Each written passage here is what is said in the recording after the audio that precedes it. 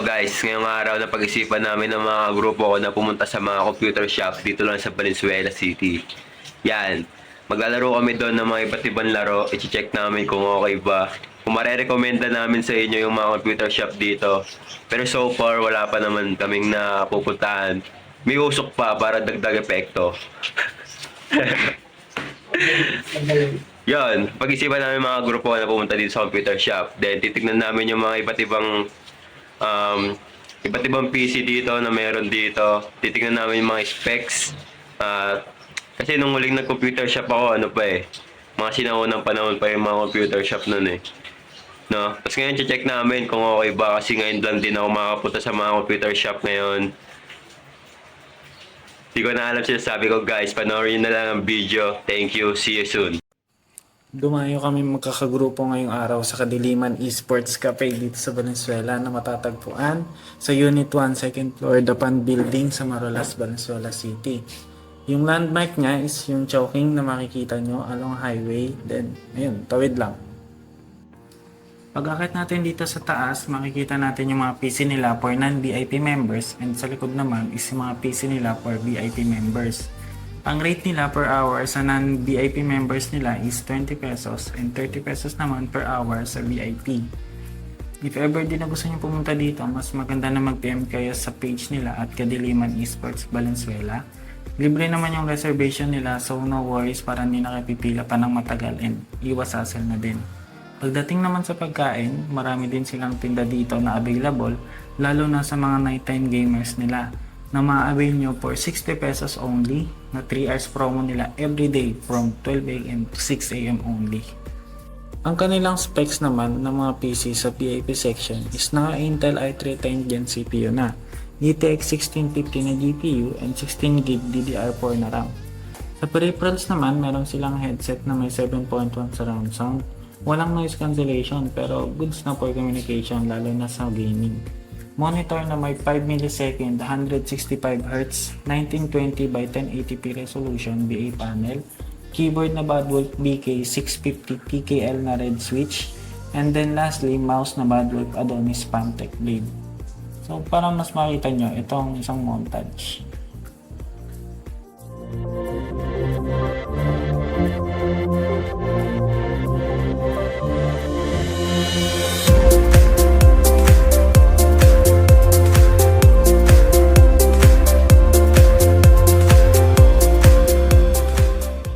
Hindi naman sobrang laki ng pagkakaiba sa performance ng mga PC na nasa VIP section yung mga PC na nasa non-VIP.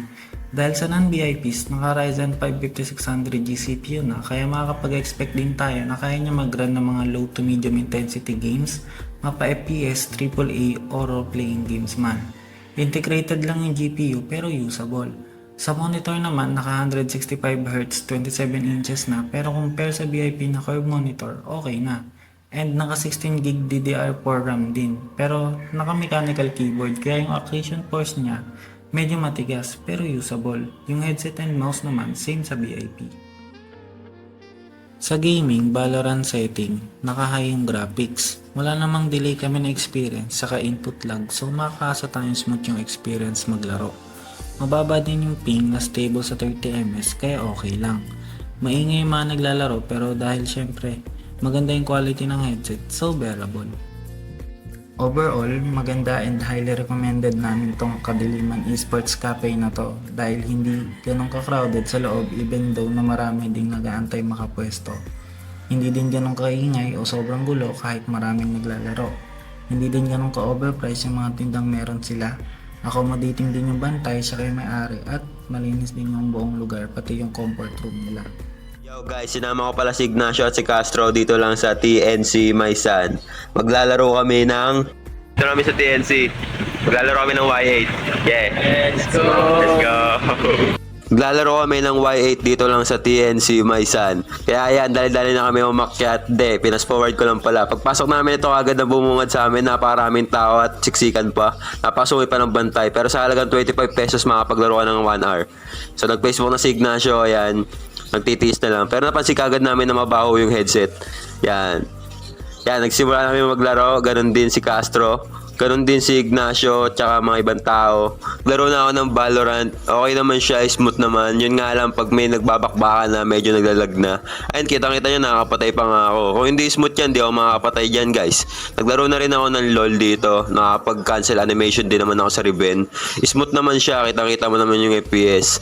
At di kami mapakali, check namin yung mga setting-settings, sinibay-ba namin. Pero okay naman, smooth naman siya so far. Hindi na ako pakali kaya tinignan ko na kagad yung specs ng pinaka-PC. Okay naman siya, pasok naman siya sa pang mid-range at makapaglaro ka ng maayos. Yun nga lang medyo na-dismaya si Ignacio at nagaya na umuwi. Kitang-kita sa mukha niya ang lungkot at inis na nagbabantay ng computer shop. Hello guys, nakauwi na kami galing TNC Maisan. Bibigyan lang namin siya ng konting review. No? Para sa akin, kung i-rate ko siya 1 to 10, para sa akin bibigyan ko siya ng 6. Dahil okay naman siya, yun nga lang, sobrang ingi sa loob. May mga nagmumuraan, tapos medyo may amoy pa. Kaya, 6 out of 10. No? Next. Sa akin naman, relate ko na 7 out of 10. Bakit? Napapa. Bakit ba? Okay na.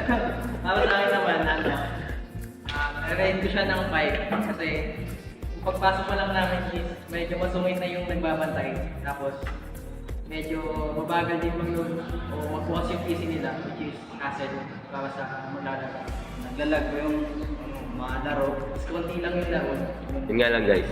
Totoo yung mga sinasabi namin. Puro, not recommended sa TNC Maisan. Nagsasayang ka mas pera. Okay. Pakinggan nyo. Thank you. So what's up, no? Nandito kami ngayon sa computer shop na pangalan ni Semginet. Magtatawa kami ng review sa computer shop nila. So titingnan namin yung mga performance ng computer nila kung gano'n ito kaganda. Tara na!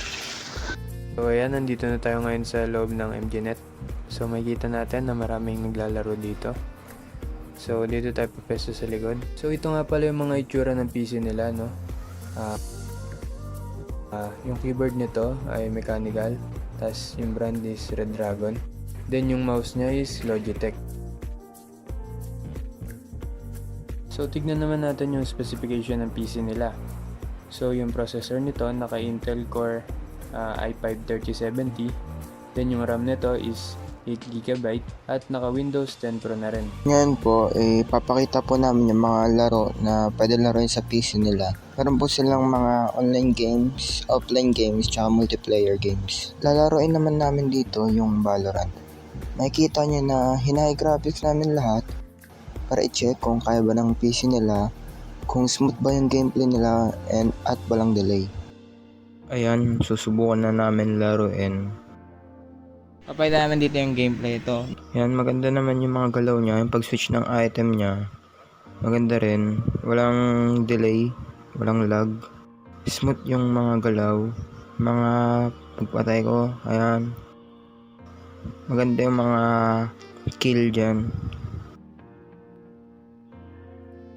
Subukan naman namin laruin dito yung NBA 2K23. And i-hide din namin yung graphics niya para i-check kung smooth ba, walang delay, maganda ba yung mga galaw. Ayan, makikita nyo pati yung refresh rate niya, tataasan din namin ng 1440. Ayan, makikita nyo na tataasan talaga namin lahat.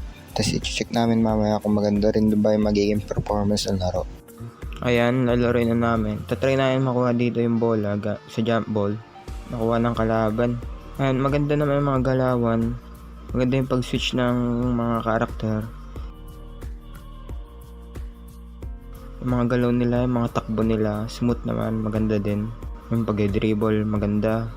Next naman namin nalaruin yung GTA 5. And i-check namin kung maganda ba yung performance niya pag hinay graphics namin lahat. At check namin kung smooth ba yan, maganda ba, and walang delay. Ito, makikita nyo na i-high namin lahat dito. Ayan, i-high din namin to, pati to. Naka very high na yan lahat. Yan, tatakbo dito. Maganda yung mga takbo niya, yung mga galaw dito. Mga takbo ng kotse, mga galaw ng tao, yung mga suntok nila. Yan o. Mga pag-iwas, mga pagsipa. Maganda, smooth. Walang naramdaman na lag. Maganda yung maganda yung performance ng laro nila dito pag naka high graphics. Pati dito yung mga galaw ng tao pag nabangga sila. Ayan, mga suntok na matanda. Maganda din. Ano, parang totoo. And then pag pinagsipa-sipa sila, smooth din yung pagsipa sa tao. Na natatapos yung gameplay namin. Recommended siya, smooth, maganda, at budget friendly yung presyo ng 1 hour. So ngayon guys, meron tayong bagong device na re-reviewin, which is the Tecno Pova 5 Pro 5G. So, hindi ko na ito patatagalin pa. Let's start! The Tecno Pova 5 Pro 5G is an Android version 13, so technically, there are so many features in this version. And the most interesting feature on this phone is when the battery is fully charged, it can automatically disconnect the energy coming from the source to prevent overcharge and to keep the battery safe.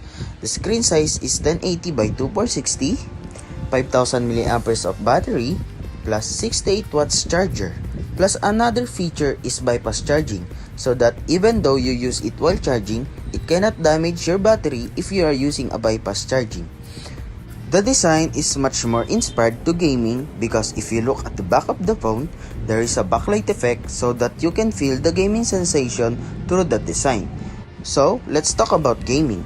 The processor of this phone is MediaTek Dimensity 6080, so there is no problem in terms of gaming. If I open Mobile Legends and check the settings, we can see that, what? Ultra graphics and ultra frame rate? Sheesh! You can feel the smoothness and the details of the game in this graphics and frame rate.